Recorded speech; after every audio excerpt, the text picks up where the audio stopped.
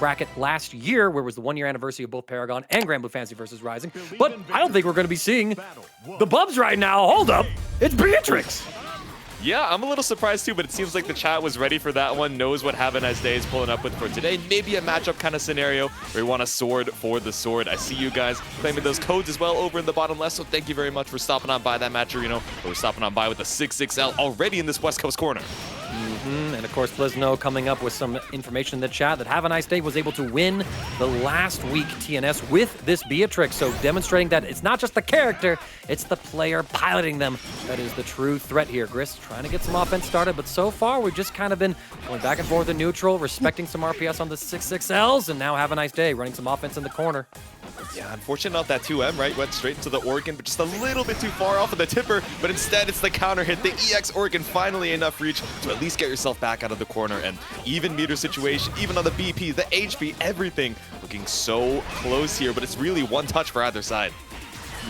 This just might be that touch. Grisk going to launch Havaniceday with the Raging Strike. Not enough to get the kill, but we are going to put Havaniceday into the corner. Grisk down to a single Brave point, so if Havaniceday gets the right hit, with that extra 30% damage that Grisk is taking on every single hit, Havaniceday could win that one. No confirm off of that 2M running offense. Get off of me, Brave counter. Next hit wins for either side, J2. Yeah, this is so scary for Grisk, right? You're 1 for 3 on these hit confirms for the 2M. I mean, the first one you got worked out so well, and so is the ultimate Flame Wall. Grisk able to hold on strong. It's scary when you kind of double down, spending a lot of the BP to, you know, put your opponent into a one-touch situation. They escape the corner, and now the pressure's even more on top of you because you have that extra damage. But still, up around, chilling out here in this beginning of round number 2. And this is looking pretty bad for Grisk. We whiffed the Brave counter early on, so a Brave point spent for nothing. Havaniceday now gets a nice combo. Could be a little bit of damage. Going to cash out into the SBA gauge to refund that invested Brave counter on the Raging Strike and strip another one away from Grisk, who is going to find an opportunity to try and mash out of the corner, but it's a full hit confirm. Havaniceday going to be able to tie up the round count here, one apiece. Yeah, kill with the 2U. I mean, we saw that one diamond situation just that last round, but definitely a much worse HP situation by the time we got there. Havaniceday did not let Grisk out of that corner as soon as we walked them down, but instead tries to go for the backdash, saw the start of a special, and even off of the Sword of Damocles, that air stall is not enough for the EXDP. Not quite, and I love the fact, too, that Grisk was trying to stall the momentum with that JU, but Havaniceday committed to that long-range DP as an anti-air. A stubbier 2H would have whipped and allowed Grisk to connect to that JU. A bit of a brave counter war, both sides just trading a single point, playing some RPS against the Okran stance. 2M will check the approach, but Siegfried doesn't get those long combos off of that EX Fireball anymore now that it launches, so could have been more damage for this character a couple patches ago, but Grisk stabilizes, gets the 2U as well to connect 2M, rather. Skybound gauge, no cinematic hit, no extra damage. Havaniceday, one more chance at life. Yeah, it's a clean confirm, especially off those airborne hits. You really don't want to go too deep into the combo and risk running into the limit. And now chip damage is a factor. We run up for the EXDP, and unless you perfectly time that spot dodge, it's a checkmate situation. Grisk takes game number 1. And that is going to be so important for Grisk, establishing that little bit of momentum for themselves, easing into it, right? Saying, okay, I was able to take a game off of Havaniceday. I just need one more. I can advance on in winner side top 8. But we see Havaniceday always want to make the adjustments and adapt. Trying to close the gap right here. No, but oh my gosh, we shake hands! And Grisk says, I'll take that combo for myself. Catching again, but no full confirm. Havaniceday trying to get the offense off, but a DP will keep Grisk in control. Yeah, this is unfortunate for Grisk, even though the HP situation is looking good, right? We had the follow-up on the riding free, had the opportunity for a guaranteed punish, but really wanted to go for a back throw, but just going a little bit too shallow means that Havaniceday is able to swing right back. It's SBA, not SSBA, so we still have a little bit to work with here, but Grisk rapidly running out of that HP. Yeah, but now Grisk could still find like the next hit. 2Us are catching Havaniceday, trying to retreat, and now Havaniceday locked up in this corner. You can see Grisk not going too greedy with these Okran stances, not going for those command throws, because Havaniceday has that incredible defense and reactions. He's going to see the command throw, evade it, and you're going to lose the game forward. Empty low catches Grisk, but we reset into the Thunderbird over it. 2U yet again into the confirm. It's SBA gauge, and this is going to be the round for Grisk. All of a sudden, we're at set point. It's the cross-up, it's all the damage in the world. It takes the 2 diamonds, the wake-up Callisto working out. Like you mentioned, set point for Grisk here. Havaniceday. Caught you with the JH into the 2 Ls, but, you know, that reset not going to be enough to tie up the rounds. All right, here we go. riding free, gets on in, and another Thunderbird's gonna launch Grisk. A little bit of damage here, have a nice day. This goes for an Oki setup. What a tech from the throw, a crazy read from Grisk. But have a nice day, still has him boxed up. Knocks out and finds the hit off of the EX Fireball as well. Pretty good starter here for Hava, puts you in that one-touch territory, especially with the 100 for the SBA right behind it. Not dodging that Fireball, ultimate Fireball from Have a Nice Day. We'll get the hard knockdown, we're backing away from Grisk. Another Fireball poke. Overhead comes through, and there it is. The ultimate skill catches, and Have a Nice Day tying up the set. Needs to win this one to keep the winner's side run alive. And here I was talking about the SBA threat, but instead Have a Nice Day saying, all right, you know what? I haven't used a ton of my ultimate skills, and I really only need a few solid hits or even a couple stray hits to seal out that round, but still set point. Grisk up against this West Coast corner, caught up by the second hit of the 2U. Seeing it so far, both sides are sort of trading some lights. A deep run up from Grisk maintains the offense. And we're just sort of poking back and forth. What a spot dodge with that Fireball, opening up the opportunity for Grisk to mash on Have a Nice Day's pressure. We're gonna take a stack to increase our fury, get that dragon's blood boiling for a little more damage, but Have a Nice Day is again running a little bit of offense, getting these small couple of pokes. We got Grisk fans in the chat saying he's going Grisky with it, but still playing pretty passive, right? Not trying to, throw the lead, but that jump back medium coming out from Have a Nice Day. 100 meter in the bank, the H riding free, not afraid of combo limit, and that minimum damage gonna do enough. We tie up the set, 1-1. I would not be surprised. Grisk is going to lose control of momentum, and if Have a Nice Day can make a clean sweep here in this game 3, because I feel like with the way that Have a Nice Day makes you play, being so stressed out to try to go for any of your reactable mix-ups, and also just shutting down some of your tools, right? Because I feel like Have a Nice Day has been able to force some of the neutral interactions, taking advantage of Grisk when the SBA gauge is not at 100% before Siegfried's incredible whiff punishing super is online. Have a Nice Day already starting off pretty well, fighting his way out of this corner, but Grisk has got something to say about it. Exactly. Brought you to that East Coast corner pretty early. A great react off of the clash. Gave you so much room to work with. Have a Nice Day. Already down to 50, but rapidly walking Grisk down. Again, caught out. This far L H riding free is working out so well for Have a Nice Day. Spend the Skybound gauge, strip Grisk down to his final Brave counter. Playing some offense right here. 6XL from Grisk, though. Good spot dodge. Look at that. The reaction from Grisk, too, seeing the spot dodge and not going all the way in because Have a Nice Day was about to give him a taste of his own medicine. All right, just swinging on through with the far H, looking for a heavy counter. Nothing to be found. Grisk, just 1 HP left in the tank. And he's trying to turtle this through, but it's just giving Have a Nice Day some free chip damage, getting closer to that win con. Here we are. Any hit will do, and the overhead is the one that seals the deal. Patient play from Have a Nice Day, and Grisk trying to play that long waiting game, just not really capitalizing on any opportunities presented to him. And granted, few are offered. Are we going to have the opportunity to escape the corner? We are, and especially off of the riding free counter hit, we get a little juggle off the far L, but ended up all of that corner carry just to be put back into the corner. Instead, blocks out the DP, the delay in the block string. I mean, Grisk has been getting hit by those overhead triple strike chains from Have a Nice Day, and there's a little gap there, so I wonder if Have a Nice Day was saying he's probably going to DP here, thinking about to do that again, but Grisk is a little conditioned, and just like that, Have a Nice Day will clean this up, sweeping the final game number 3 over Grisk. As we go to another top 8 qualifier, we got TiempoGris versus Dragalia. It's going to be another Beatrix on the screen, piloted by TiempoGris of Mexico.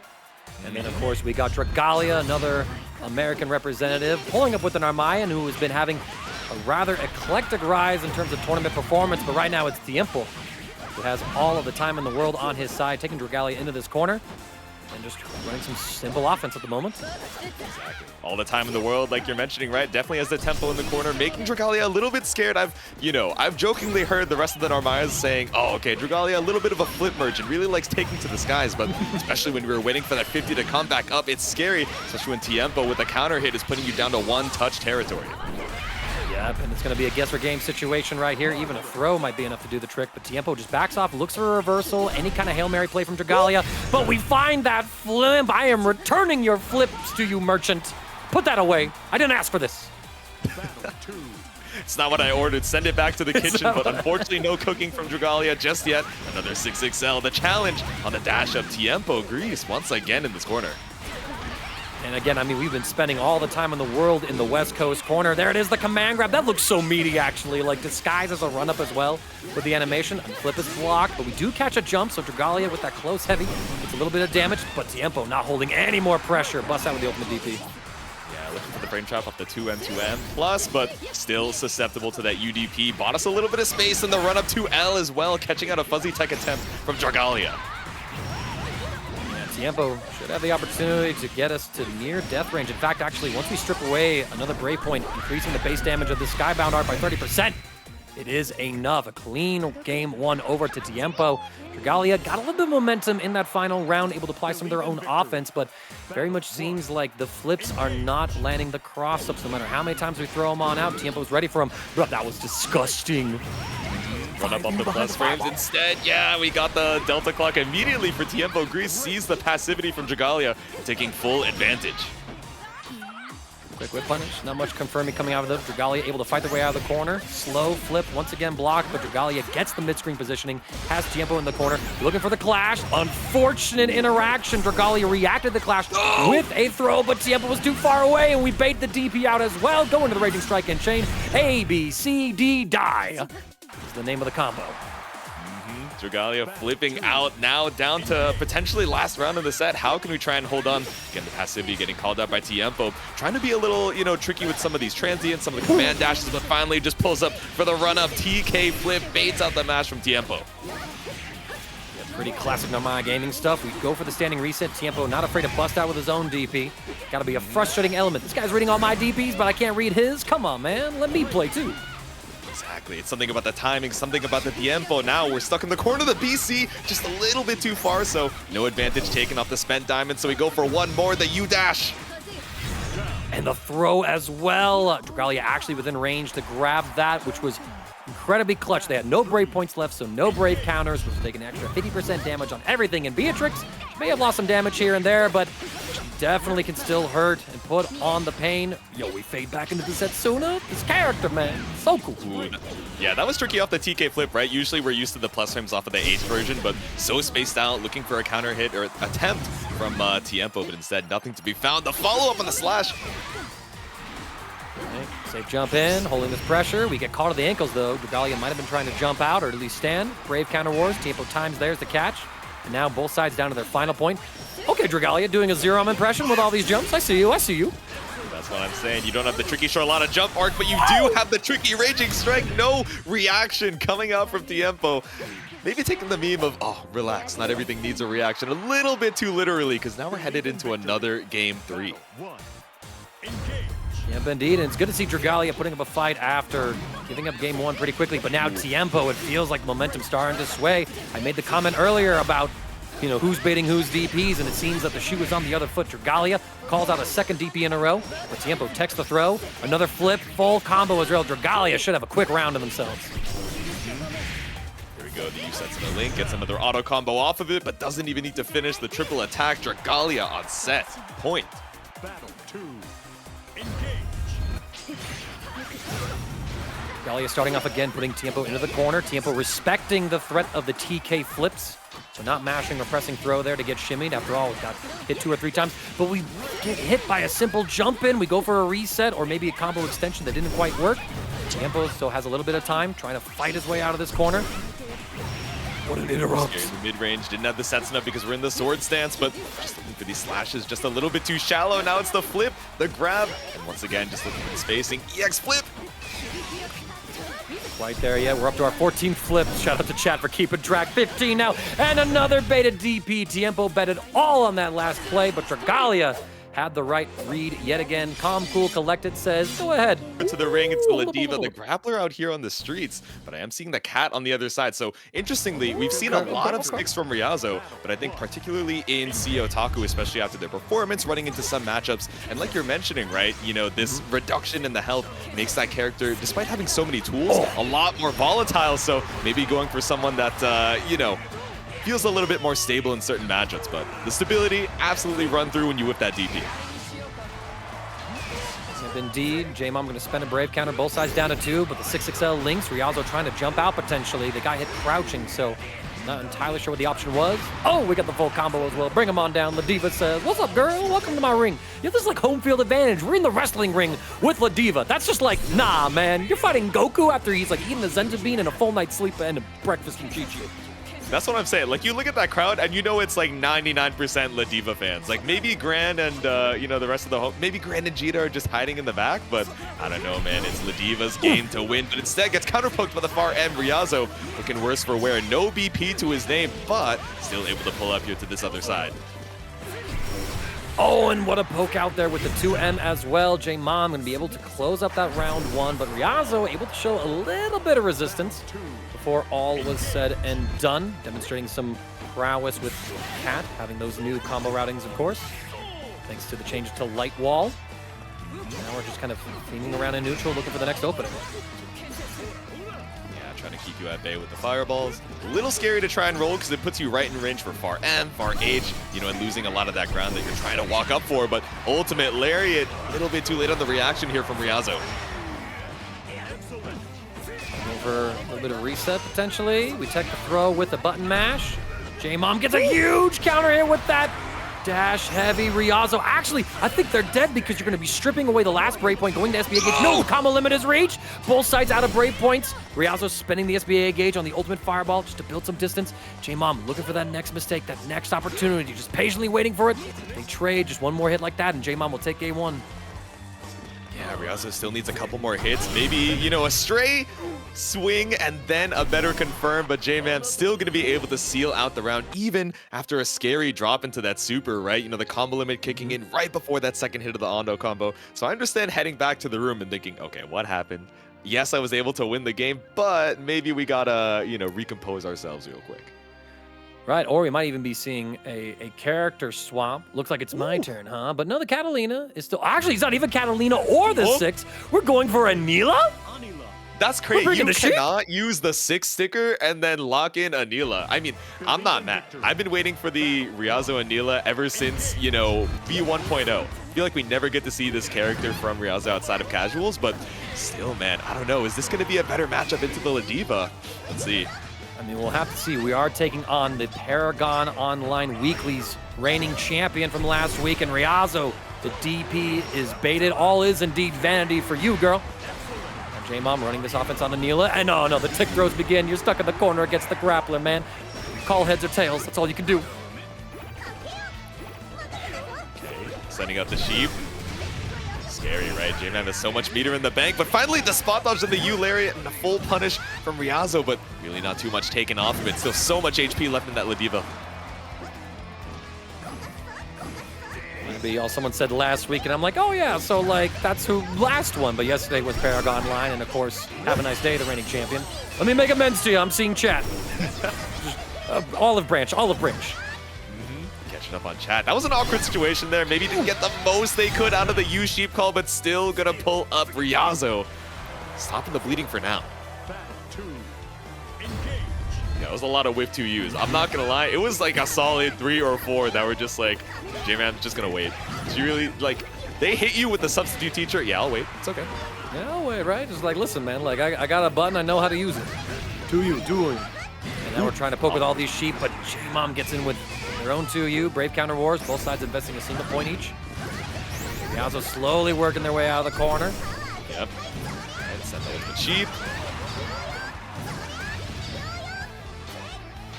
Yeah, slowly trying to build up a little bit of space here, at least chip away at that, you know, again, impressive Ladiva health pool to whip on the 2U, but you're a little bit too far to make anything of it. But here we go, we get the next hit. Ryazo gonna launch and extend, trying to cash out everything right here, but not really enough resources, I think, to get this kill, unless I'm wrong. No, not quite. JMAMH's got one more opportunity. Ryazo with plenty of life and is just playing the zoning game, sending the sheep one after the other. You know, when this game had the open beta, right? Before we, you know, had a real understanding of the relative power levels of a lot of these characters, and before Anila had a lot of these quality of life bonuses, right? You know, I was messing around on Anila. I was playing Gabagool of Canadian Ladiva fame. He was like, you, this is feeling like a CBT matchup. Like, I cannot be troubled to learn this. Like, this is so annoying to have to deal with all the sheep, the charges, the DP as well. And it's looking like Ryazo is making the most out of some of those fundamental tools to try and keep JMAMH out. I say as we get double SPD. And now the super comes through, but the DB from Ryazo, and JMAMH invested 100% of their Skybound gauge into that super that didn't even work out. So Ryazo looking to be in a pretty good spot. We're able to stop them here with our flock to the futures. And now trying to just keep on fluffing them and stuffing them. The flock gonna get caught out though by this elegant lariat, putting Ryazo into the corner. JMAMH just needs one more mix. It's strike or throw. You were able to guess correctly, Ryazo. So far, so good. Yeah, held down. Held on to the down back, now 100 meter available, and SSBA might be enough, but when are you gonna find the opportunity to use it? You got a couple more, dive into the bank, and it's the reversal super on the head, but we're sending it with the Busta Sheep. Ryazo now gonna be on set point post super. Are you okay? Ryazo finds that gap, but I mean, at the end of the day, if you want to beat strike throw mix-up, well, there's always a gap usually, and so a reversal can be a pretty good option to make that call if you're right. And Ryazo now more than willing to represent those reversals. Oh my gosh, we're just flocking to the future, sending in the sheep as well with the to infinity and beyond. Oh my god. Okay, DP on the U Lariat, didn't even have to, you know, risk the spot dodge timing. I like it. Jump. Oh, massive counter hit, but short combo. So Ryazo just going to take a little bit of change. But JMAMH slowly losing on the life bar war. This actually might be the conversion to do it, J2. Indeed, it is the Raging Strike. More than enough damage to seal it out. The 2-1 here for TiempoGris and February trying to pull up as well. So the last couple of matches of loser side, top 16, are finishing up. We're going to get the entire top 8 sorted through. But first, y'all, tell me how you feel about 2B, and don't hold back. Yeah, we want all honesty in the chat. I know you guys love this character. You're super inspired by the design. Every time that she's on the screen, you're like, wow, I'm so inspired to pull up and boot some Granblue myself. I'm inspired with this $10 contribution. Pineapples, I saw you in the chat earlier. Thank you for stopping on by, and thank you for the generosity. But Lance, right? You know, one of these characters that I feel like everybody thought was solid when the game had dropped, and then, you know, after getting, you know, some pretty crucial tournament results, we were like, all right, maybe Lance is pretty good. Maybe being able to control what side you're on at any given time with the U Gorilla Blade, as long as you have that 50 meter, is pretty strong. But I don't know, man, this 2B might be even stronger. Calling 2B a Soul Calibur character is crazy. Like, I know she was in that game too, but dang, man. Oh, we go for the shimmy, trying to throw pod at him. Vanitasz locked up in the corner. Nice dash through the little bit of a wire. Trying to go for our own shimmies. You're going to see this from both sides, using their characters' built-in shimmy tools to try and get that big hit to fade out those throws. Vanitasz carries us coast to coast. Now, welcome to the West Coast. A little closer to my own hometown. Oh, Lord. Nothing quite off of that yet. Yep.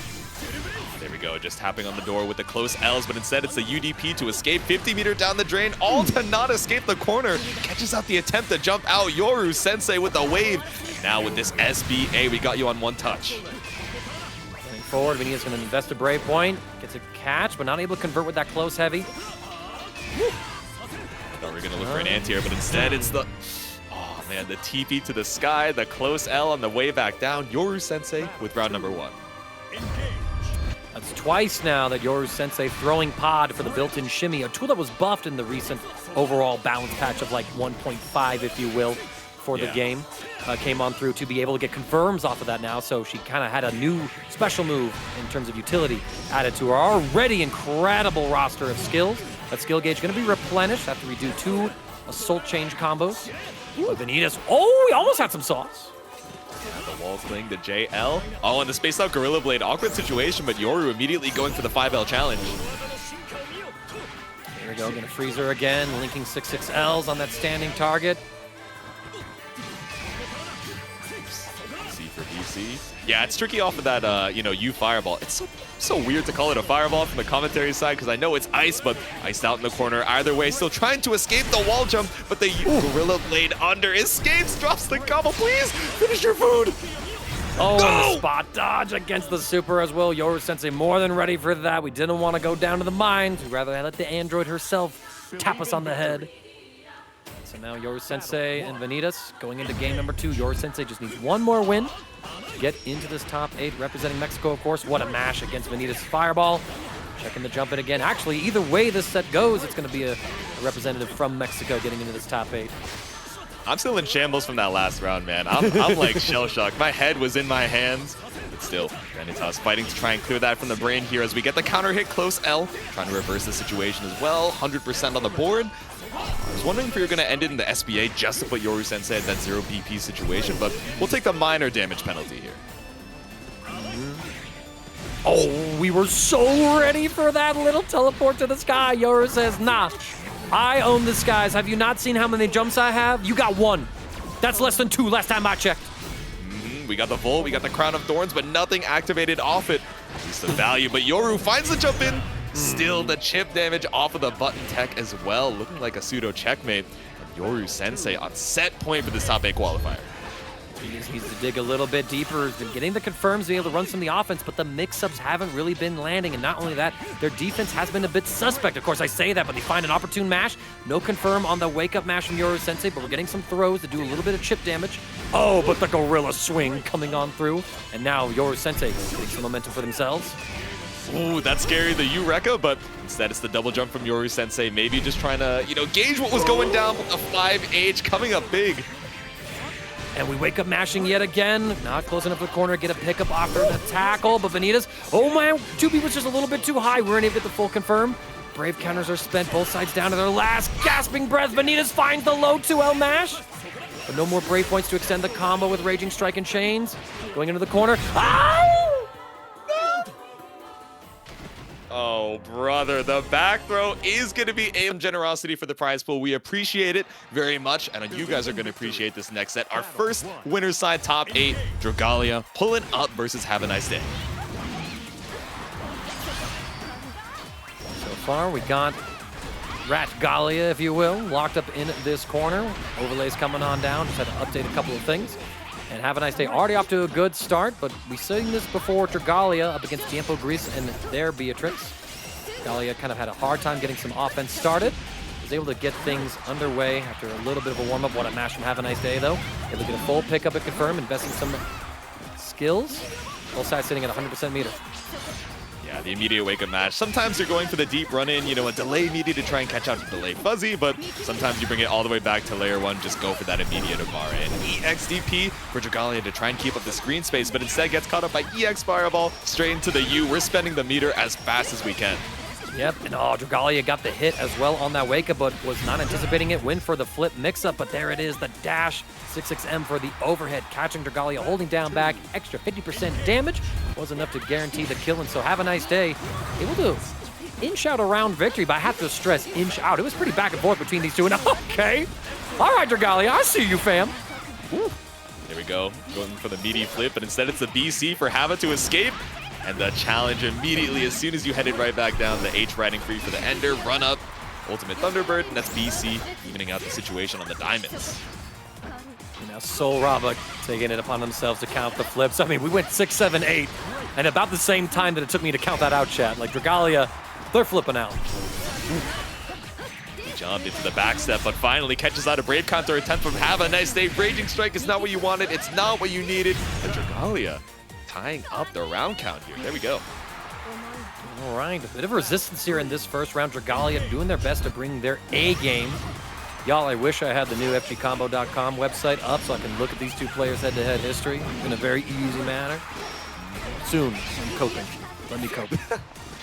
I love that tool. I wish we had it right now, but the jump back. All right, catching you out on the EX flip, the grab as well for Dragalia to try and challenge, but all right, looking a little worse for wear on the HP, but Havaniceday, a full bar of meter. That's a lot of old skills that we got ready. Oh.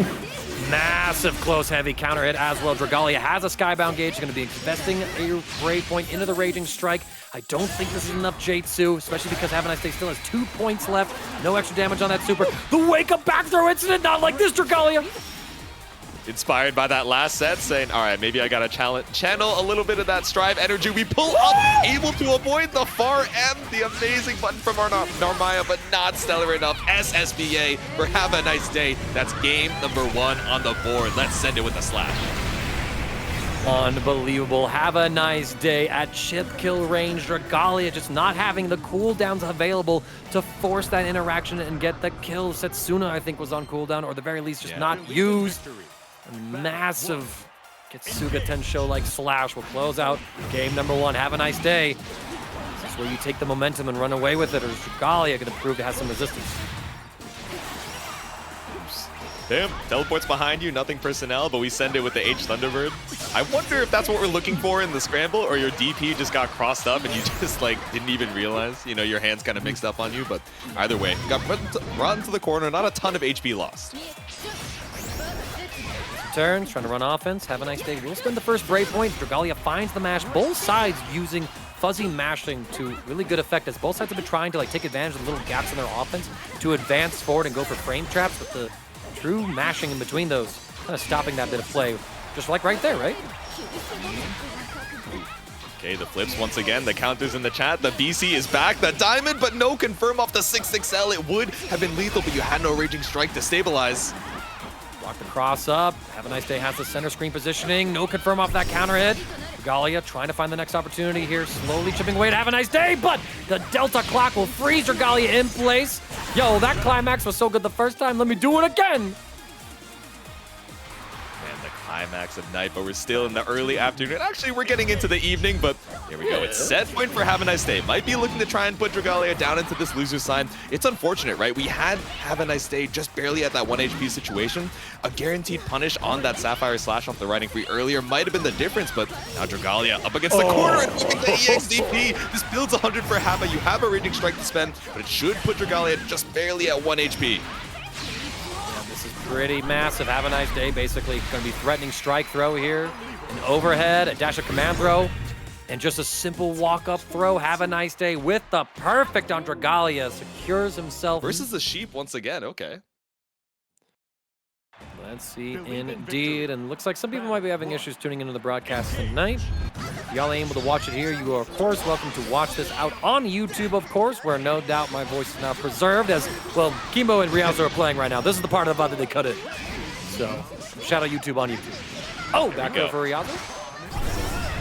See if we can try and escape, but instead the Flame Wheel a little bit too far for the 2M to reach, so not going to be able to snipe the startup. Unfortunate for Ryazo, you lost so much space off that. Okay, able to spot dodge against the sheep. Come at me, bro! Using that counter, put Ryazo into the corner. Now we're running the mix. Seven Bros walking back off of the EX sheep, but the 668 still caught out by the wheel. Yeah, even if you're able to get the counter hit, you know, sometimes the wheel is already out. Okay, Flock to the Future able to get us some positioning right here, but KemoEnjoyer getting a couple more blows. Looking for the shimmy with the rockets. And yo, that Brave counter so well timed to deal with the bros. KemoEnjoyer gonna have to find the next opportunity here. Low, the gap. Pull up. Yeah, the Brave counter attempt from Ryazo, but Kemo just staying a little bit too spaced out for your own good. 100-meter down the drain for both sides. Ryazo trying the double U spam strategy, if you will, but KemoEnjoyer having a little more mobility on this Lowain than we saw JMAMH with that Ladiva earlier today. Going forward now. Brave counter. Again, perfectly timed to check the bros. Dodge the wheel, able to block the 6XL. Oh no.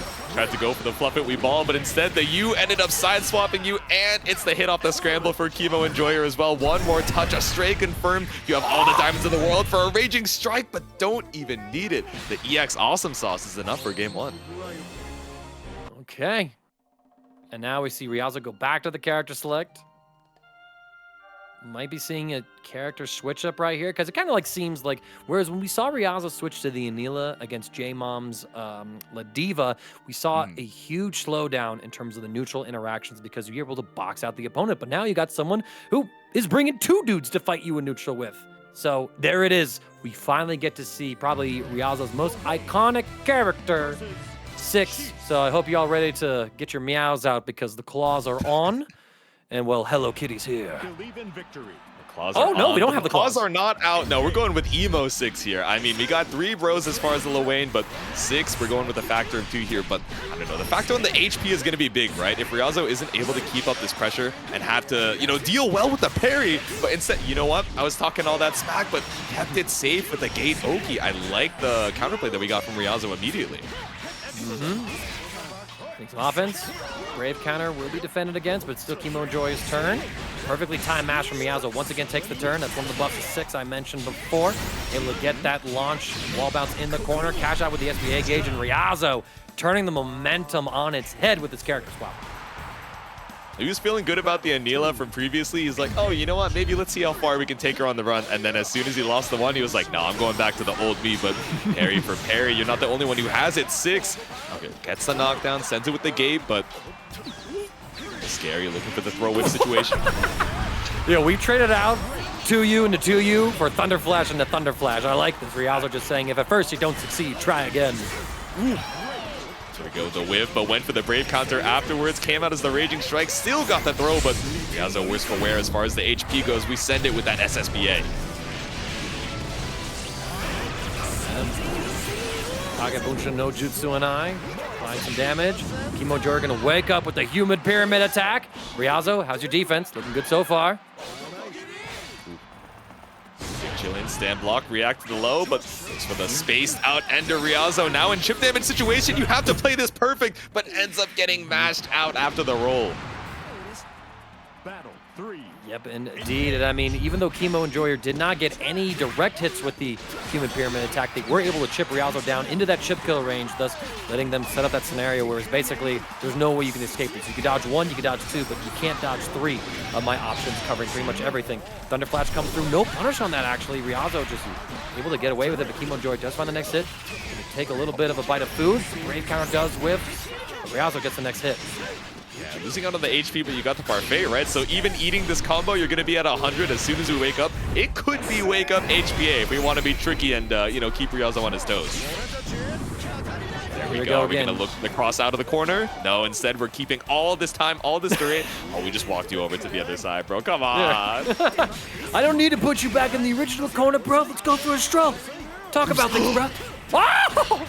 Absolutely insane sequence. Ryazo reacting to the come at me, bro parry. Dodging that one, and then jumping as KemoEnjoyer, panic, going for our Brave counter when Ryazo was supposed to take their turn, and instead we just went for the jump, baited out the Raging Strike. Good God, that was so sick. That was a disastrous series of events. Yes, we got a lot of corner carry by, you know, just running out with the HPA from that left side, but as soon as that HPA was over, now you have no meter, really not a lot of health to work with, and Ryazo just able to walk you down. So once again, another game 3 in this winner's side, top 8. We're, you know, going down to the wire every single time with that EX empty hand. Here we go. Ryazo getting the corner once again. KemoEnjoyer, though, able to fight their way out. Taking Ryazo back to mid-screen. Okay. Didn't get the full confirm with the ultimate 6-claw execution, but still a stray hit. KemoEnjoyer fighting back and forth and has some of the offense going right now. Going for the lows. Ryazo will spend the Brave counterpoint and gets the combo off of 6XL. There we go. EX Rekka, so much corner carry off the OTG as well. Okay, jump on the wheel. EX, or ultimate empty hand, able to go not only through the Catbot missiles, but catch out the jump attempt from KemoEnjoyer. Ryazo is just too woke with it. Oh, the Thunder Flash does get baited, though, as KemoEnjoyer sits and chills.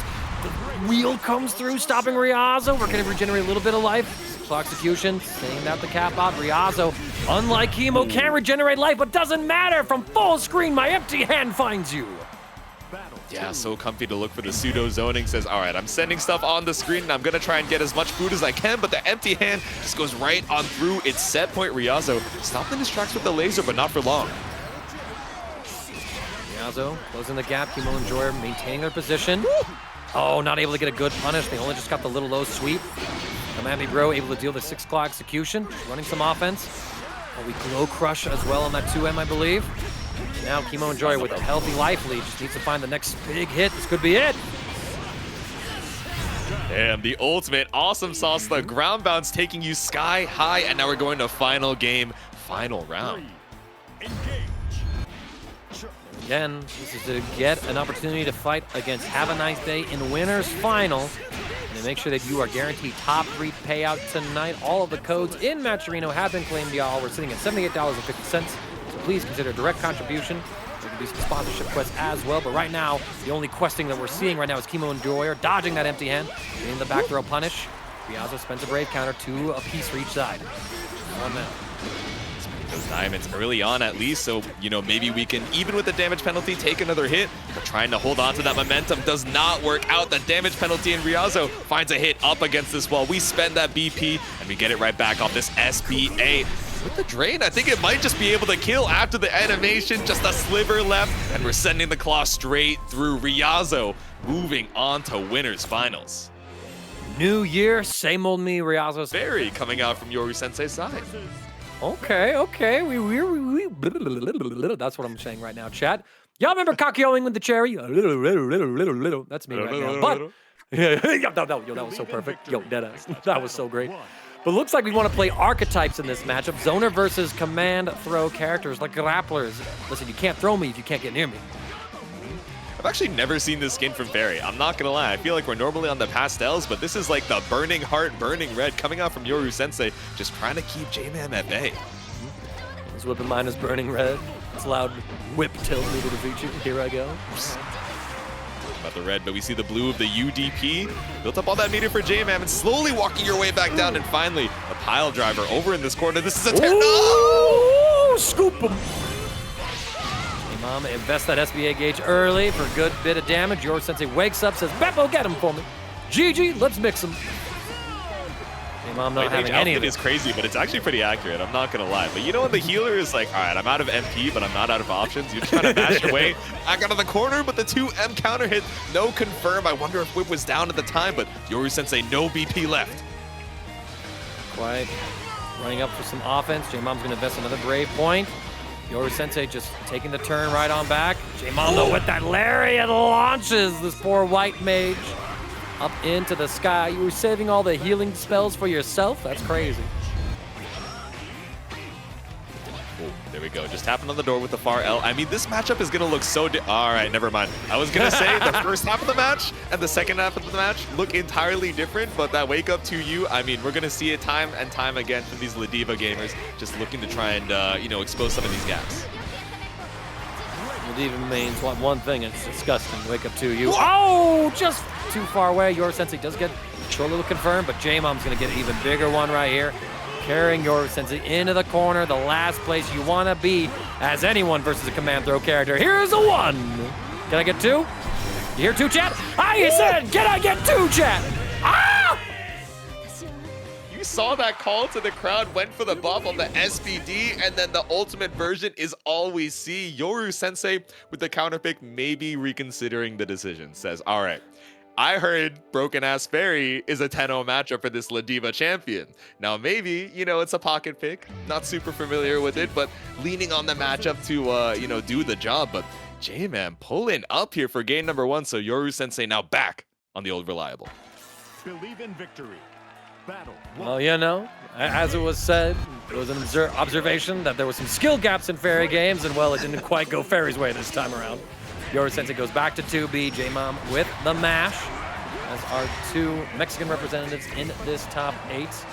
Double check. I don't think there's anyone else unless Clunk or February could also be representing Mexico, but shame the countrymen had to fight each other this early on. Oh, hit him with the 5M.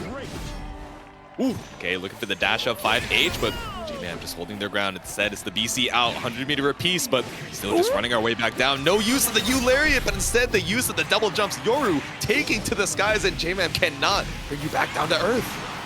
Useless U lariat. Not doing anything for JMAMH. Now Yoru Sensei trying to find the next opportunity. Brave counter, get off of me, we say. And there it is, 5M contesting the spaces that JMAMH wants to try and advance and get into those ranges. I mean, I feel like it's the same game plan that Yoru Sensei was trying to execute with Fairy, but now with all the muscle memory and experience that we have with this 2B built up across, you know, about a year of playing with the character. Yeah. Exactly. Digging into the well of knowledge, you know, after so much playtime, so many hours, definitely feeling comfortable, even with Ladiva just running her way back down with the lariat. Now Yoru Sensei able to take the turn, get offense going. No longer able to punish off of that 5U against 6/6Ls against the nerf in patch 1.5. Yoru Sensei can regenerate some skill gauge. We've got 4 points to start our offense with. So we do have a couple of spells, rather skills that we can invest ourselves with. The launch right here. I don't think we quite have the kill, so we're gonna go for the mines for the high-low mix. And I was thinking high-low, lo and behold, it was throw. The meaty ultimate pod, but Still, even with the increased HP pool, throw is going to be lethal. Yoru Sensei ties it up down here in the loser side. Down but not out. We got one more game for both of these gamers. Oh, could have been a big opportunity. We were able to bait out the Brave counter with that empty jump in. And look at this, JMAMH trying to wake up with button presses, gets completely meatied out. Yoru Sensei once again with the corner position. Plenty of skill gauge to operate with. Deep run up. Okay, we're just going to go for a throw the video game. Throw, and finally the strike coming out for Yoru, but not quite enough in the meter build to go for the 100%. The SBA does not come up for lethal. The elbow coming out from JMAMH, but the roll gets caught out. It's not enough to kill. Oh, here we go, get the jump in, but we drop the combo. Yoru Sensei saying, I need a mirage to blind your sight. Able to bust out with it, and now is at set point. Now pull up with the pocket sand. That UDP, we escape for the 50 meter. Yoru Sensei 1 round away, but taking to the skies, right? Mixing up single jump, double jump. It's scary to try and anti-air when, whiff on the 2H is gonna be doomed. And especially the corner situation too. Yet, Yoru Sensei once again gets themselves a mid-screen. JMAMH with the poke, able to just slow things down to neutral a bit.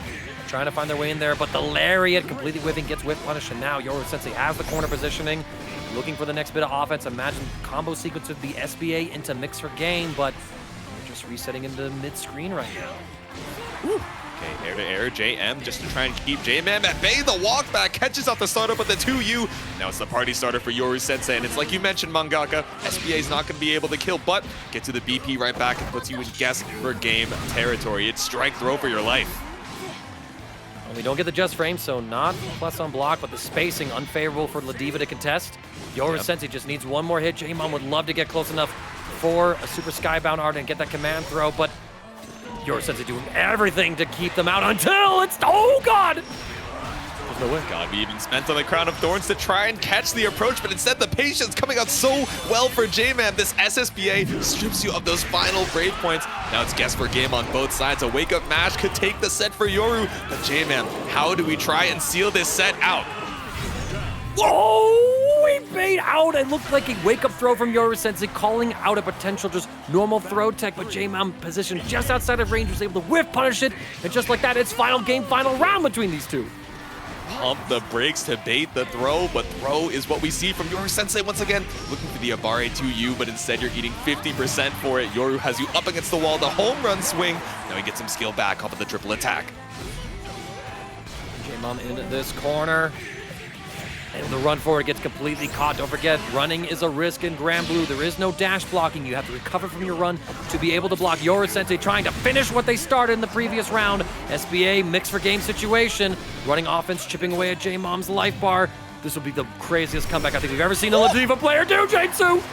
Damn, send it with the kick. We got the U-Lariat for a little bit of corner carry. Looks for the close H, nothing to be found. The mash out on the counter hit, but didn't believe in the hit. We're looking for the staggers, looking for a consistent way to try and seal this out with the 6-6L. The U-Lariat, you're up against the wall. JMAMH still needs a couple more hits. I mean, wrestling, is it fake, chat, or is this the realest thing you've ever seen? But the mash out from Yoru Sensei ending the Cinderella run of Jay. Out of my locals, y'all. Like, when I'm looking for a player, I'm like, yo, I need them right here. Instead, you know what I gotta do, chat? I gotta round the arcade machines, go through the bar, walk outside in the back, poke my head and be like, yo, Bong, stop smoking. You gotta play Bong Water. Get in here. Love you, Bong It's Water. always the smoke break, man, but these players are looking for the smoke in the losers' quarters instead. Immediately, it's the parry round start to catch out that Setsuno. Say, bro, if you wanted smoke, you should have sat down at the setup to run those hands, dog. But here we are, Yoru Sensei giving Dragalia smoke and fire with this corner pressure right now, Jaitsu. Ooh, oh, the JH caught the transient, but still not able to swap the sides, but not able to swap up the HP situation for Dragalia. It was bad, and now it's worse. One more touch into these Raging Strike conversions should be enough for Yoru Sensei, so just holding on and holding out. Punish right here, Dragalia ending the combo with a triple strike into Skybound Art. Super Skybound Art, actually, one of my favorites here. Narmaya is just up. Hitting with that Virgil swag, you know what I mean? The storm that is approaching. The clear weather on the skies, looking for the way. Oh my god, he said 2 grenades from the top rope. He was like, all right, it's time for the picnic, man. It's clear skies, but still clear on the VP. Clear on the round. That's round number 1 over to Yoru Sensei. All right, Dragalia now getting their own bit of offensive momentum started up, spending all their cooldowns. They go for the ultimate shimmy as well. I think Yoru Sensei might have ruled it out because, okay, there's no cooldowns here, but the Skybound gauge says, nah, I got one more flip left in me. Exactly, we got ultimate flip. We were waiting on that one on the counter, but instead just sending it immediately. The air-to-air, the counter hit, but mashing that DP on hit allows you one more chance at life. We're down to a single skill gauge point for Yoru. Oh my gosh, the Gorilla Blade catching Dragalia just as they teleported out of that flip. We're able to call out not only the Brave counter, but also the DP and Yoru Sensei! Por los personas, mi amigo! The self-destruct, the first one, that's actually the first self-destruct I've ever seen on stream. I'm not- Oh, that's so... Jade-Su, welcome. That's my third. I'm bringing you in. Let's go on this ride. Welcome to the magical journey that is live gooning. Shout out to Twitch chat. Shout out to Twitch chat saying Gooner install. I saw that. I had to mention that. Not the gin stall, man. I can't believe it. I got no tonic to wash this down. You guys gotta head back into the... That did incredible mental damage to me, and I'm not even in the video game. Dragalia, no! We're swapping on over to the Avatar Belial. It's $15 in the match arena from Airclaw. Saw the self-destruct and said, that gamer knows game. I gotta support. Putting us over the $100 mark for the prize pool. Thank you very much. A solid 128. As we head into game number 2, we're swapping on over to the Avatar Belial. Dragalia's like, you want to explode so bad? Fine, I'll just play Avatar Belial, where one of us is going to go boom by the end of this. It's crazy that Narmaya gang pulled up. Kirbio was like, do your combos, and then Dragalia was like, what if I did a character swap and took 50% of my life off the first interaction? All right. Dragalia, try to go for a bit of a shimmy, but Yoru Sensei with a reversal throw. And here we go, massive close heavy counter hit, and Dragalia keeps the combo. Nah, you went for that? Ow, okay, what is this? Oh, but we didn't get close enough for the full cinematic. And Dragalia nearly out of life, about to be in chip kill range. In fact, is in chip kill range. You can't get hit by anything. Run the offense. A run up looking for the throw. It would have been an insane comeback. We had EX Avatar Belial, but instead caught out by the UDP Yoru Sensei. That would have been terrifying, but this is a terrifying start. The 2H counter hit brings you right back down to the ground. Yeah, and Yoru Sensei, I mean, probably feeling pretty comfortable right now. Dragalia not doing like the long extended Avatar Belial combos that you'd see from some others who have made their mark with the character in tournament play, like Zane, for example. Or Automation, I think, was their gamer tag, but not entirely sure. We go for the standing reset. Yoru just mashing that Mirage. Cross up after the double jump, the deepest of jump heavies, and Dragalia will be eliminated at 5th place. Yoru Sensei was the bomb. Able to kind of dodge the bros, right? You know, just a lonely little fox going out to the bar, just wants to enjoy herself, and then here come these three guys like, hey, what's up, girl? You got nice ears. That's the vibe I'm getting from little this. Dudes pull it up, invading her personal space, but you know, personal space is kind of what February is looking for, right? Like you mentioned, the rush down, trying to make it so that we don't have enough space to safely set up the cat bots or look for, you know, some of these BC call the bro shenanigans. But I like the backstep, catches you with the counter hit, but instead the EX parry to stop you in your tracks. Yeah, and that's going to be pretty influential, I think, for this matchup. Kemo does have an answer against the high-low mix-up of February, but it would lose to a throw if February chooses to lean more into that option once we are in our third dance stance. KemoEnjoyer corners themselves. February just waiting for the next opportunity to take their turn.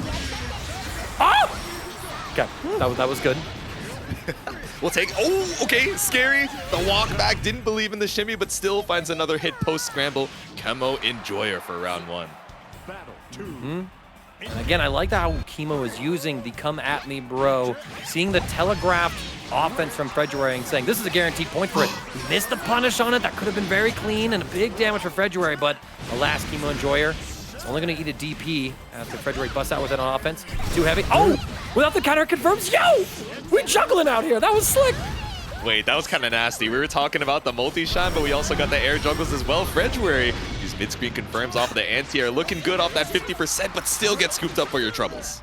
Actually, now that you mention it, that definitely looked like a Smash Bros combo. You know what I mean? Just juggling in the air. Just DIL. Like, I don't understand why you took that much damage, KemoEnjoyer, but instead we're going to cash out with 100%. The HPA runs you over to the corner and still caught out with the low. All right. Waking up with the mash, trying to go for the back throw to put Kemo into the corner, but Kemo more than aware of it. We get the next hit. Instead of confirming into our super, gonna go ahead and get like the side swap situation after the Raging Strike and Shane. February would love to get one more hit, but KemoEnjoyer is the first one getting all these blows. Come at me, bro! Sends it with the EX parry. Knew it would be lethal. Didn't believe in the close H counter hit. We tried to go for that read earlier on into the game, but didn't work out for Fred, and now we're one game up for Kemo, off to another good start. All right, launch right here, massive counter hit. February now be able to take Kemo into the corner. Looking for some kind of reversal, but Brave counter's gonna work. Excellent defense. Even better mashing. Damn! The run up, the close H, the heavy. Once again, another U-Fox Flame here for February. Gets the wall bounce too, but not gonna have enough to build back up the SBA. One more touch, we send it with the Yigi. Yiggy's on, let's do this. Okay, February, can you pass your knowledge checks? So far, just taking a little bit of chip damage. We do get hit on the floor, but okay, not the end of the world. So probably more damage than February would have liked to have taken, but we block the cross-up overhead. Oh, we get caught though by that 2M. Stopped in your tracks by the laser, but still able to block in time. Scary off the retreat. Ooh! No, but the fluff dipper wasn't enough, but we still pull up for the kill. The one touch into SBA. February with the round. Yep, using the classic UL hit confirm. You have 2 hits on that far heavy slash, so pretty easy to react to the second hit and then say, all right, time for me to press my super input, as Chiat has found their new favorite copy pasta of the day. I'm vibing with this, I'm vibing with this. No Lowain down players to be seen. KemoEnjoyer doing a little bit too well to, have that available as an option. Now it's you awesome sauce for the ground bounce. We set up the eat, and we got the catbot rockets as well. February down to 50%. All right, ultimate Foxfire, catch. And we call out the ultimate come at me, bro. And I love this, optimizing the punish combo with the dash heavy to get the crouch position set up. And February, just like that, gonna tie up the set one apiece in dominant fashion.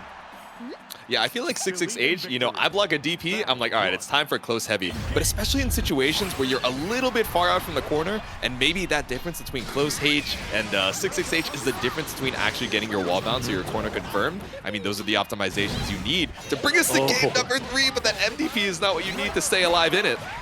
No, and we hit one of the bros, but Lowain himself able to get the jump in. KemoEnjoyer gets that guaranteed critical with the SBA gauge.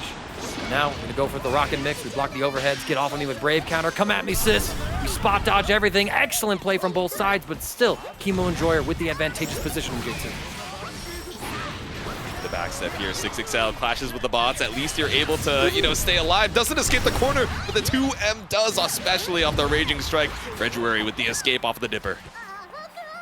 Oh, not able to get that throw. And in fact, I want to see February go for more of this, right? Because after all, KemoEnjoyer with this come at me, bro counter does not have a DP, so throws would actually be able to beat that outright. But February finds the Raging Strike, our second raw hit of the evening so far, and now is at set point to get into this top 4. Bro, the base drop was insane. I could start seeing the frames, but KemoEnjoyer wants to see one more round at least, trying to bring us to that final. Still, we send the bro caught out with El Fugitivo, and we're not going to build up the 100 off of it just yet, but one more touch after this lethal might be throw. No, you need one more. One more human pyramid attack, just trying to get a guaranteed setup for the kill. February has to defend against this perfectly. There's no chip kill, but there it is. And speaking of perfectly, there's the 7 letters for Kemo. Final game, final round, everybody. Gamers are golden, but also golden on the whiff punish. Nice. I like the catch on that awesome sauce on the round start. Oh, we go for the jump to bait out the throw. February, there's no way, J2, that after Kemo got that perfect, that February is gonna say, I can do you one better. Ah! No. Ooh, okay, the double cross under. Ended up staying same side. We want that corner so bad. No perfect to be seen off of the chip damage, but that elote's not gonna save you. It's still 50% on the HP for KemoEnjoyer. Not quite out of this one just yet. Cat Laser's gonna stop February dead in their tracks. We get the guaranteed crit as well. So Kemo taking February into the corner. We get the counter hit as well. February tried to mash on Wake Up. It's gonna be about one more guess for game situation, I think. We block the overheads, Brave counter, taking the turn, looking for some kind of challenge. The run-up throw, is it enough? No, even with the 30% damage buff, we wait out the super as well. The missiles are there, the Fox is put down. Kemo, welcome to your top 4. the $50 contribution from Air Claws earlier.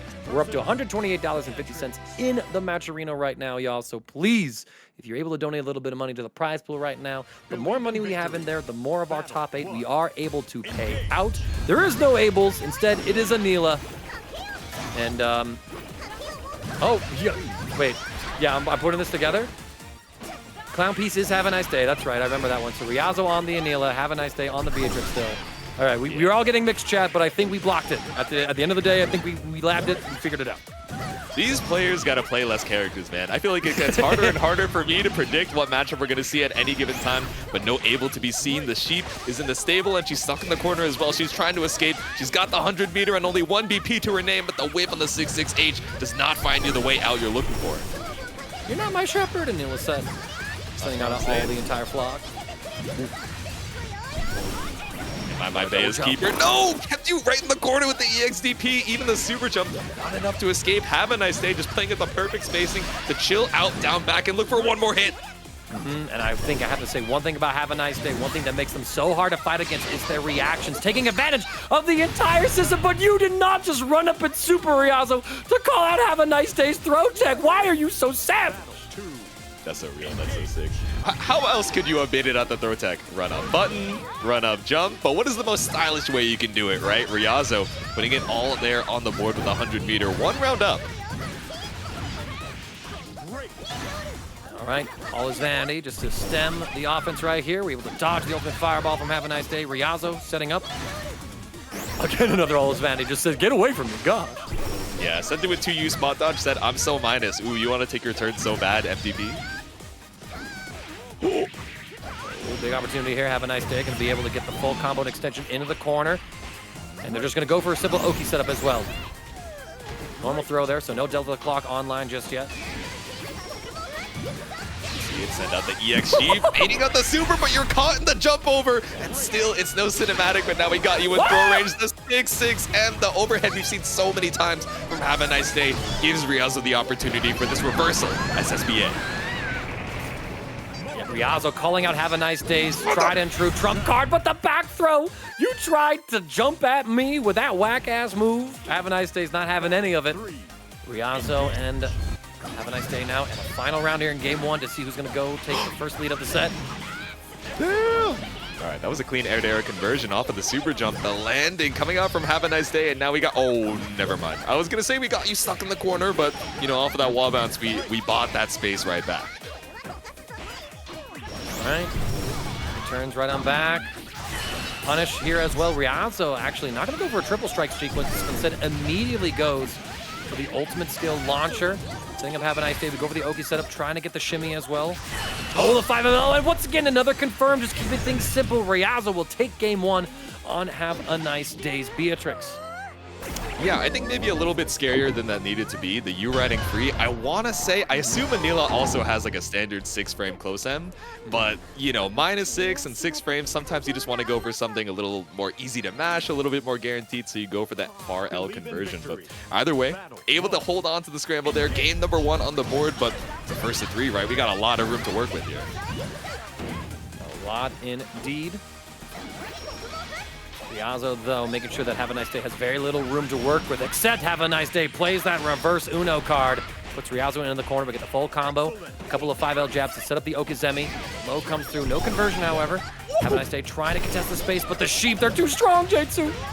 They're too strong, they're too fast, they were too far out on the screen, even with the slowdown of that blue flash, that U fireball getting caught out, but no catch on the jump in. Instead, the H riding free, just vying for space. We've seen both corners of the screen so many times, but landing right into the flock. Ryazo with another brave point spent, but it's still not enough. Ooh, there was, I think, one more hit left before we hit combo, and the Ryazo did not want to invest in a move, have it drop, and then Have a Nice Day get the punish, but instead we go for this, and you tested Have a Nice Day's reactions with simple inputs in this fighting game. The super skybound out raw steals the round for Have a Nice Day. The Gordon Ramsay reversal. Sometimes that's what you gotta do, man. You send it with the reactions that you got stocked up in the deck, but instead we spot dodge on the flock, looking for the 2U, but we're just barely out of range for it. Bird for the plus frames, you go for the shimmy as well, calling out Ryazo's mash. Have a Nice Day. Extend the combo, generating some of the cooldowns. Ryazo buying some space. Whip punishes the dash attempt, rather the dodge. Oh. Damn. Good placement of the ult skills on both sides. Havaniceday holding on to the space. Once again up against the corner. You Fireball, the EX Thunderbird. And now this bird is cooking this Sheep, the UDP, but it's still not enough. Oh, to you. Ryazo going for the cross-up, but Havaniceday able to simply defend it. Wake up with the super as well, catching the frames. Yo, you want to SBA me? I'll SBA you. Bust the wound. Buster Wool, the flock of sheep, the SSPA Ryazo going crazy with the reversal super, and now it's not set point, but this 2-0 lead is going to be big. Havaniceday, how do we tie this back up? Find out indeed. Right now, I need someone to save this gameplay footage, send it off to like Diaphone's next episode of like Guess the Elo. I want to see where he would rank these two. It's like, what do you mean this is winner's final of Tampa Never Sleeps? I said like A. It's like, there's no way. We're playing with our hearts on our sleeves and, you know, maybe our brain on vacation a little bit. That's what the Vakala theme does. It's Minnie Mouse gameplay. But we pull up here once again. We send it with the New Year's congratulations, the Akayome from Ryazo. But the Oki, not going to work out when you got that Brave counter in the bank. All right, and now Havaniceday. Not going to be able to build up the SBA gauge by the end of this combo, but instead of the Oki limit, next touch could potentially kill since Ryazo was down to that last Brave point. Havaniceday, Delta Clock online, gets the 6XL confirm as well. Should be simple enough to route into our Super Skybound Heart, stripping away the final Brave point, an extra 50% damage on this Super. All of the damage in the world, the clean cinematic, the Ender, have a nice day, ties it right back up. This is an insane caption, by the way. Destin, like, I understand the Vakala theme is going on in the background, but you've become too powerful of a chatter just by the BGM. This is crazy work, man. This is absolutely crazy. And this new copy pasta as well. This one's awesome. Actually I think this so has got fun. to be my favorite copy pasta I've seen all day. It's so good. It's so good. I need some replay vulture out there to use that one, like unironically. Please. All right, no character swaps. We're still going through with this Anila and Beatrix. Punish, yep. And we bait the DP as well. All right, Ryazo, off to a good start. Can use the 5U to reset the pressure. Havaniceday respecting all this offense. Send it with the EXG, but it's BC to escape. The cross-up safe jump. The backdash tries to go for the throw, but not going to work out here. The H riding free to get us our space once again, but runs right into the flock. Vandy trying to zone with that 2U. And we get a punished as well. Ryazo committing that ultimate skill, believing in the hit maybe a little too much. Yet again, back-to-back Super Skybound Arts from Havaniceday. All the BP down, any stray confirmed. Even a 6XL starter should be more than enough to kill here, so I don't know, Ryazo. How are we going to leverage the DP, the 2M to try and escape? Now it's plus frames off the Thunderbird, but no mash out. No mash out, good block from Ryazo as well. Havaniceday with full Brave points. Ryazo, not a single one to their name. But doesn't matter, I got sheep on my side, Ryazo says, cleaning up house with that flock to the future. I'm just saying the footsies are kind of stellar with far H and the far H. Knew that Hava would pull up. It's peak, I'm afraid. It's cinema. It's cinema. Okay, medium flock to the future. Able to get a wall bounce in. Ryazo ready for that clash. Gets the throw tech. Havaniceday, though, waking up with the jabs. Catching an empty option from Ryazo, possibly an empty throw. The jump, safely paid out that ultimate, all his vanity. Now Havaniceday gets the full combo. Probably going to spend the SBA here. Yes, indeed. And there we go. Even out the BP situation, and then some. One more diamond left for Ryazo. Now we're looking out to bait that Brave counter, but instead we take the opportunity, the pressure of our defensive options to try and escape, but Havaniceday finally mashes right back. All right, pivotal game number 3. Who is going to take the lead into the set and be sitting at set point? Havaniceday trying to make a case for himself right now. Ryazo push into the corner. Bring out the sheep. Trading with fireballs. The dash heavy, and now we get all the new Sostimals, but we did not have any ultimate skill gauge on hand to fully convert that. On both sides, I mean, fireballs and sheep, man. This is truly anime fighting. Wait, far L into the sheep call, the day 1 infinite, but have a nice day with the day 2 technology. It's DP out to try and escape. Have a nice day. Setting up the Oki, goes for a shimmy. Ryazo not biting. Trying to close the gap. Brave counter's gonna complete away from Havaniceday. Ultimate Fluff'em and Stuff'em's gonna catch the jump. Havaniceday with this Thunderbird. Ryazo holding on to that final Brave point. Does not want to waste it. back on the fireball, but lost a little extra space, so instead holding on to the down back, the triple U fireball, but the bonk on the dome. Have a nice day. Up 2-1, but it's still not the end of the set just yet. You know, I can see why you guys called this the watermelon skin now. That is insane. That is insane, actually. Yeah, man. Oh my god, the DP from Havaniceday just not close enough to catch. Spot dodge, but it's Havaniceday. It's going to get the full combo until Ryazo now pushing it back into the corner. Escape. Brave counter wars. The counter hit means you get a hard knockdown, walk up throw, just simply throw. Yeah, he really walked up slowly and threw you into the corner, but it's UDP. He said, nah, I'm good off that, man. I'm not trying to get clipped once again, but the high-level replays coming out. The triple Brave counter, but still one more diamond left in the bank. I wonder why Ryazo decided not to spend. You know, I bet you, like, those Brave counter wars would be so much information, and it's like, hold up, like, anyone below, like, S rank does not do this. Like, this is high-level tech. I know it looks insane. Yeah. I can just see that breakdown. Have a nice day, though. Catches with that far L, and is at set point on Ryazo's Anila.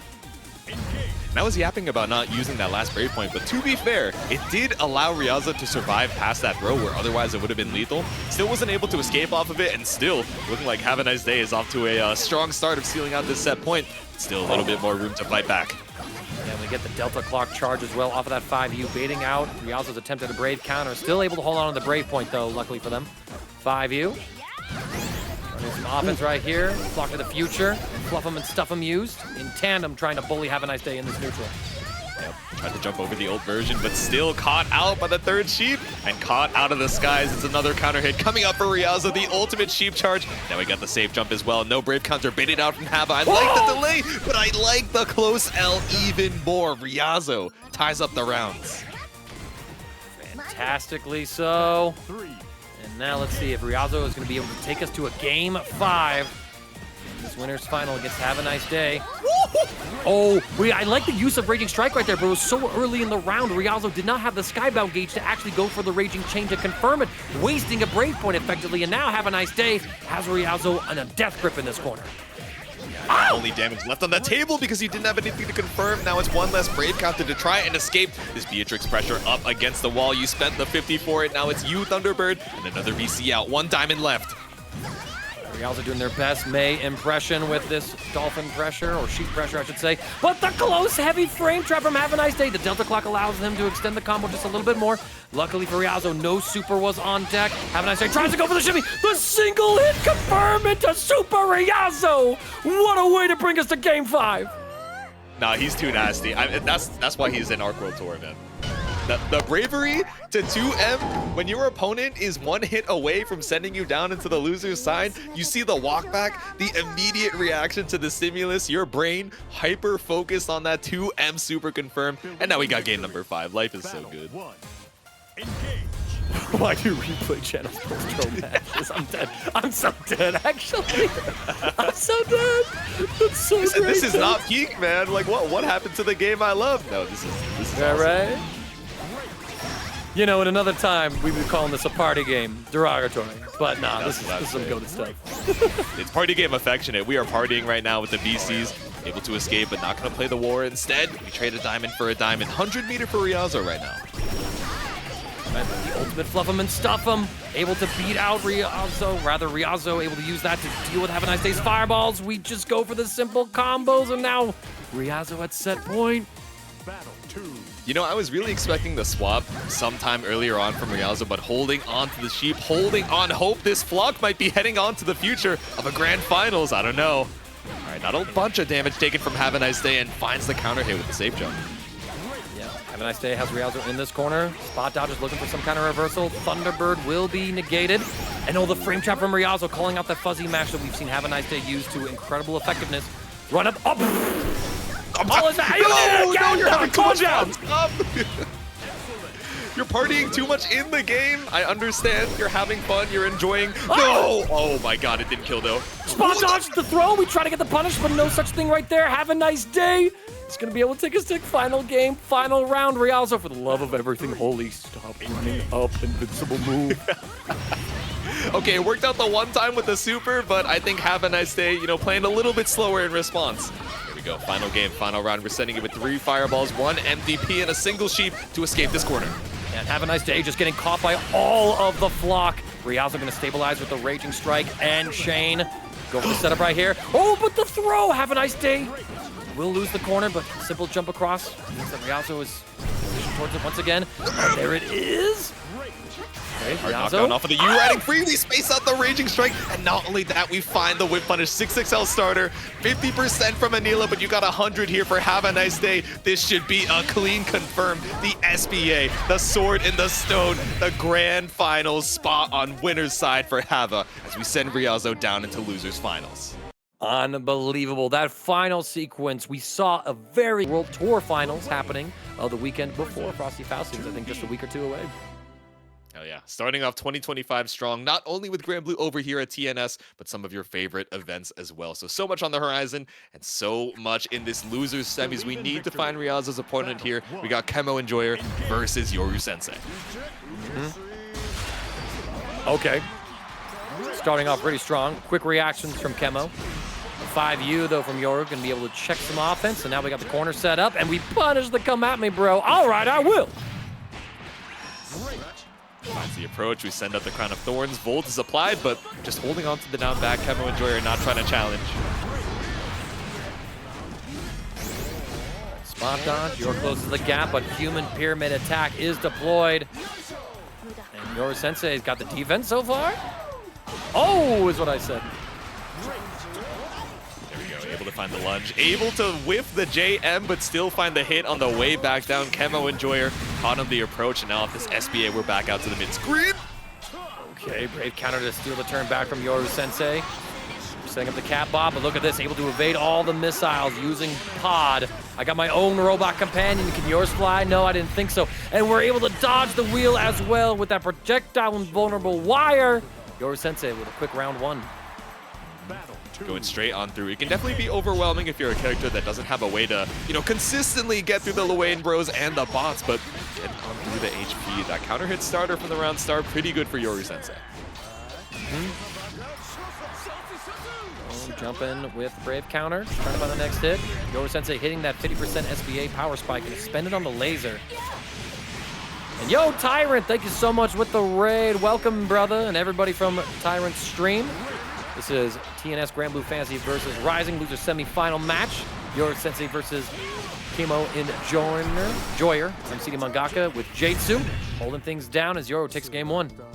Hell yeah. It's not quite DBFC, but, we have Lowain and the 2 bros, and we have 2B and the 2 swords. So one could say it's a 3v3, but either way in this first to 2, Yoru up 1. So scary situation for KemoEnjoyer, trying to slow down the pace a little bit. Launch right here, come at me, bro. Actually able to reach and interact with 2B's hurt box.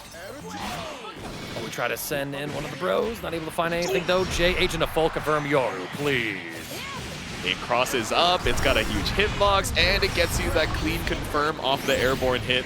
I mean, it works out super well for Yoru Sensei, and the jump in JM once again too. Yep, and now we're gonna catch up with the SBA gauge.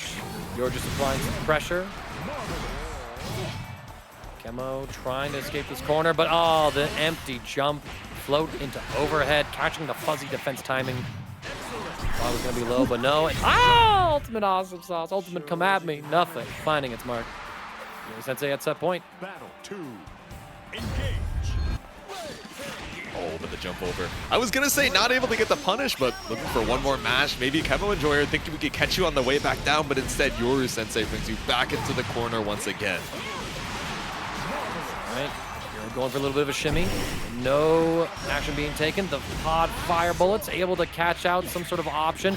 Yoru at the end of this combo might be able to build that SBA gauge. No, doesn't think so. Goes for perfect. Ooh.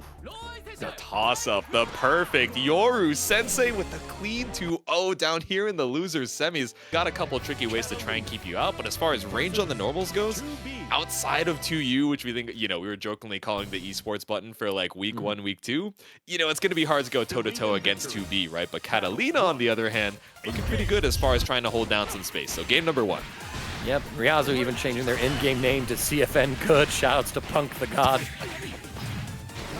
Very popular tag it is, well known. Pretty great. Launch him. Styling him. With the tackle.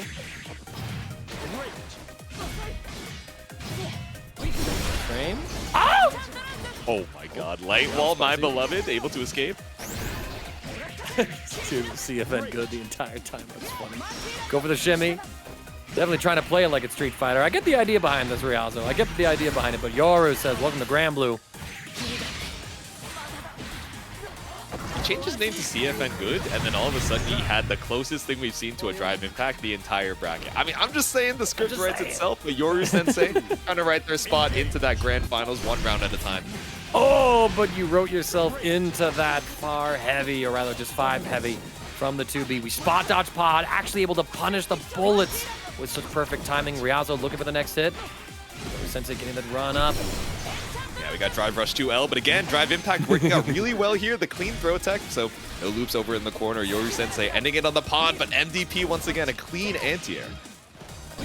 Counter hit as well, and oh, the double jump to bait out, but we go for Raging Strike, and it works out. Ryazo wanted the Brave counter because Yoru Sensei was supposed to have been set upon them, swinging those huge 2B normals, but instead, Raging Strike to strip away a point from Yoru. We'll take that. We'll take that absolutely. Falling JL into the low. There's so many ways to, you know, air stall, change up the timing of the highs, so sometimes just going back to layer 1 is what works, but instead we send it with the ultimate fireball. Ooh. We escape the corner and catch you out on the throw whip with the counter hit far L. Yeah, might have been a little more available for Ryazo, but excellent read from Yoru on that Brave counter, using 2B's counter in order to deal with it. Here come the mines, hold this pressure, and we get caught in the startup of our armored move. It's not frame 1, so it's done a little too late, as it were, and the normal is a little too meaty. Well then, it can be some heaven. So glad I caught TNS, Ultimate Marvels Capcom 3, tipping $10. Not quite there. That would have been last night, y'all, but, you know, thanks. We'll try and put a little reel for it. I'm not as funny as Tong, though, so ain't never making on Twitter like that. That's how it goes. You're a day late, but hey, you're just on time for Granblue Losers Finals. Game number 2, catching out the Brave counter attempt, but really not too much gotten off of it. Neither of them ready for the scramble. Light wall, just maintaining some offense. Cross-up jump, triple strike overhead, reset. Yoru Sensei mashing that Mirage, as we've seen them do time and time again. I want to see if Ryazo will scout that out in the future. Spot dodge on the laser. Oh, again, tries to go for the U fireball, but Yoru Sensei taking to the skies again, unafraid of just chilling out in the air because, I mean, what's the worst that happens, right? We get hit by the MDP, we return to neutral where we still feel pretty comfortable. Yep, Yoru Sensei slowly whittling away at Ryazo's life bar, who's teched every single throw coming their way properly. Yoru Sensei answering back in kind. And oh my, negative frames into DP. I respect the hell out of Yoru. Classic indeed. Battle 2. Engage. Okay, 5H, but just waiting out, but Ryazo a little bit too patient on the thrust. Instead, ends up on the other side, caught out with the late active frames of the MVP, and caught out with a full charge thrust. Yeah. Short little combo there, but decent amount of damage. Ryazo can spend the Brave point, wants this corner positioning, catches Yoru Sensei yet again. Full conversion as well as what I would have said, but we dropped the close normal link. Yoru Sensei with this simple assault combo. Get the pretty classic launch into the EX Giant Hammer. Oh, but the 2M check again! There we go, the swipe out. We saw that on the Anila, and we're going to see it even more on the Cat, where we've got even more range on it as far as this side goes, tied up on the rounds. Battle 3. Engage. All right, can Ryazo tie up the set with this Katalina, or is Yoru Sensei going to take a 2-0 lead and inspire a character swap? Oh, that DP was definitely something that was a little ill-timed, but Yoru Sensei could have waited another moment, I think, to get a grounded punish for a little more damage, but either way, a punish is a punish. Jump over, speaking of, okay. JH behind the back. Instead, the jump over once again goes over the ultimate thrust, and we catch you out. Confirm into the hammer, spent all the skill we got, so the triple attack to get one more gauge back. All right. More offense right here. Ryazo trying to be patient, but Yoru Sensei testing it with these run-ups. Oh, and we tried again. The third time was the charm. Yoru had run up and gone for throws. Ryazo wanted to throw out that low 2M poke to stop it, but Yoru said just walk back, waited for that check, crushed it in the spacing trap. Now Ryazo, Katalina hasn't worked so far, so what is going to be the character that you are betting the rest of your tournament life on? Yeah, no more swaps left. Only one more game. You got to go for the 3-0 sweep. And who else to do it, or at least to try, than old reliable. The 6 is back on deck. versus 2B. So we saw Ryazo bust this out earlier tonight as well, and once they did, the momentum completely 180'd in their favor. So I imagine that they are putting all of their faith and skill and time into this character, and I mean immediately calling out the wire, the first wire of this matchup with that perfect counter, dashing forward and getting punished. Ryazo in full control, but Yoru Sensei going to be able to escape the corner, get the side swap. And once our own vision of things stabilizes a bit, Chet, we might be able to get you a little more sensible casting, but Ryazo? Oh, I got mixed, bro. Dude, I thought we were gonna teleport behind you, but nothing found off the Shadow Step. Instead, the Eureka sent it with the UDP just to try and stabilize the situation. Yoru fighting back the whip and the 5H, but nothing found off of the EX Rekka. We're swinging at ghosts here. Yes, indeed. Yoru Sensei gonna extend the combo with the laser, taking Ryazo into the corner. Should be able to win this first round. Ryazo, are you able to dig deep? This would be one hell of a comeback to initiate, Jitsu. Battle 2. Gotta take it one round at a time. I mean, set point for Yoru Sensei. Ryazo, what can we do? Baiting out the reaction on the empty hand, but instead Yoru Sensei chilling out the JM air-to-air. Calling out the Thunder Flash with the run-up throw. Yoru Sensei is a locomotive with no brakes, and Ryazo, the end of a track, laced with C4 like a Mythbusters episode. What explosion are we about to get? Quite a few, especially when you're eating all this chip damage. The parry baits out the BC, and not only that, it's lethal for set point. It's a 3-0 for the 2B Yoru Sensei. With open arms as we get into Grand Finals. 2B. Hell yeah, excited to see it. Of course, some of you guys just tuning in, we have to reset the bracket, so we got to win 2 first-to-3s on Yoru Sensei's side before Havaniceday is able to take one. We got the Watermelon Beatrix back on the stand, and again, you know, some stubby normals, but definitely not stubby on the range of the riding free, right? This low check from downtown, but instead the back throw from Yoru Sensei brings it right back up. We get the 2U link as well off of the tackle to make sure we get the combo stabilized, regenerating some of that skill gauge with our Assault Enders. And look at this, waiting for that initial just fuzzy mash from Havaniceday, and then punishing with our full take of the turn. Havaniceday, 6XL will confirm. Delta clock, but no full confirm. The Mirage comes through. I was waiting for it, Jitsu. Oh, and waiting for the Brave counter, but still gotta wait it out. The delay BC wars, I see. The interesting technology here, just to try and see if we try and mash out afterwards. But instead, the parry once again is lethal when you spend all those diamonds. Yoru Sensei has been so consistent in calling out anyone's Brave counter timings with that 5U. It's going to make Havaniceday think twice about investing that resource. We are able to react to the run cancel, tech the throw, but the wire catches. It's a full pickup. He's going to keep things short and sweet. But what a call out by Havaniceday! I know you want to throw that robot at me. I'm jumping out of the way and I'm putting you into this corner. Behind the back, the JM cross up, and instead, all right, what are we going to do? Try to bait out a DP, but Yoru Sensei does not bite. All right, the Mirage again, checking Havaniceday. Yoru Sensei with the cross up. Oh, the super reversal, but Bond able to catch! Wait, you actually got owned. I really thought it was gonna go through, but the info not enough. Yoru Sensei too high in the sky to try and challenge with 100 meter down the drain. You got a couple more diamonds and you find a jump in too. Yeah, but now the Delta Clock gonna be able to freeze Yoru Sensei, but to his benefit, that Skybound gauge is not gonna be there for Havaniceday, but doesn't even matter unless, no, Yoru Sensei mashing the DP in case there was a combo drop actually coming to bite him as Havaniceday was too far away for it to actually reach, and you guys able to get the whiff punish. It's all down to this final round of game number 1, Jitsu. That's crazy work. You dropped the combo because you were too far, but you were so far that you couldn't get mashed out on with the reversal attempt. Like, you know, life is good. That's a fission failed. Mission failed successfully, but the 2H out of the sky once again tries to send the wave, but the walkout too good from Havaniceday. Calling out those options from Yoru Sensei. Havaniceday demonstrating such character knowledge at all given times. We go for the empty jump backdash to bait out the throw tech attempt. Havaniceday gonna cash out on this combo. Spending the SBA gauge, no doubt. Yes, rating strike. One more EX skill into the super. There we go, still a lot of BP to work with for Yoru Sensei, and same can be said of the meter, but bait, and he throws enough to walk up 2L. It's not quite the walk up down smash, but it does put one game down on the board here for Havaniceday. Battle 1. Yoru Sensei started off incredibly strong right there, but once that unfortunate situation in round 2 came about, seems like that Havaniceday has had a little more luck on his side. Oh my god. Getting the 5U as well, sneaking it in with our run animation. All the way from downtown, but now we get swapped up off of the Brave counter. Tries to find our way out, but the laser and the counter hit gets us a little confirm, a little extra skill gauge in the bank. Strike overhead, run up and get the close, heavy frame trap. Delta Clock was available as well because of that command throw, so Havaniceday having access to maximum damage here. Yeah, this would be an easy round for him to clean up with the Skybound art. 2U Fireball, the link for the super. All the damage in the world here for Havaniceday. Does not want to even risk any shenanigans with this reset. 3 rounds in a row so far.